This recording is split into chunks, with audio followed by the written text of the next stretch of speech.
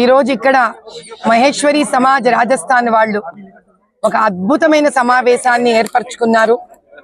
వీళ్ళ ఆరోగ్యం గురించి, ఆరోగ్యం ఒక గొప్పతనాన్ని గురించి కొన్ని ఏండ్లగా వీళ్ళు ఈ పబ్లిక్ గార్డెన్స్ లో వాకింగ్ చేస్తూ ఒక స్వచ్ఛమైన గాలి మనిషికి ఎంత ముఖ్యమో తెలియజేయడానికి మా హైదరాబాద్ లోక్సభ పార్లమెంట్ నియోజకవర్గం నుంచి వీళ్ళందరూ ఇక్కడికి వస్తారు.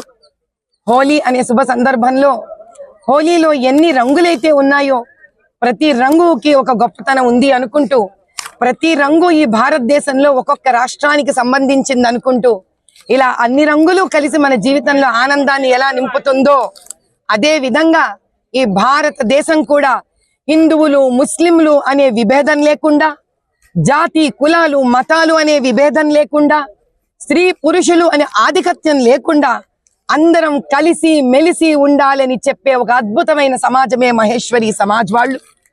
దీనితో పాటు మార్వాడి సమాజం వాళ్ళు, దీంతో పాటు యావత్తు రాజస్థాన్ నుంచి ఉన్న అక్కడి వాస్తవ్యులు ఎవరైతే మన హైదరాబాద్ లోక్సభ పార్లమెంట్ లో ఉన్నారో వీళ్ళ భోజనాలే కాదు, వీళ్ళ స్వీట్లే కాదు, వీళ్ళ చరిత్రనే కాదు, వీళ్ళ మనసులు పండుగలు కూడా దేశాన్నంతా ఒక్కటి చేసే శక్తి వీళ్ళల్లోనే ఉంది.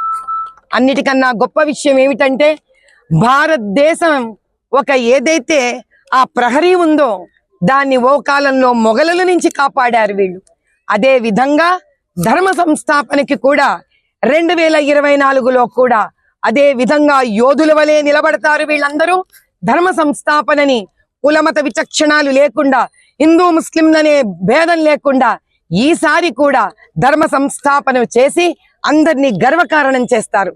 ఈ రాజస్థాన్ నుంచి వచ్చిన మా సోదరులకి సోదరీమణులందరికీ ఇంత చక్కటి అవకాశం నాకు ఇచ్చి, ఇంత చల్లని గాలిలో వాతావరణంలో ఒక అద్భుతమైన గాలి పీల్చుకొని వీళ్ళందరితో ఒక ముచ్చటించి హోలీ సందర్భంగా మాట్లాడే అవకాశం ఇచ్చినందుకు మా అన్నదమ్ములందరికీ నేను సదా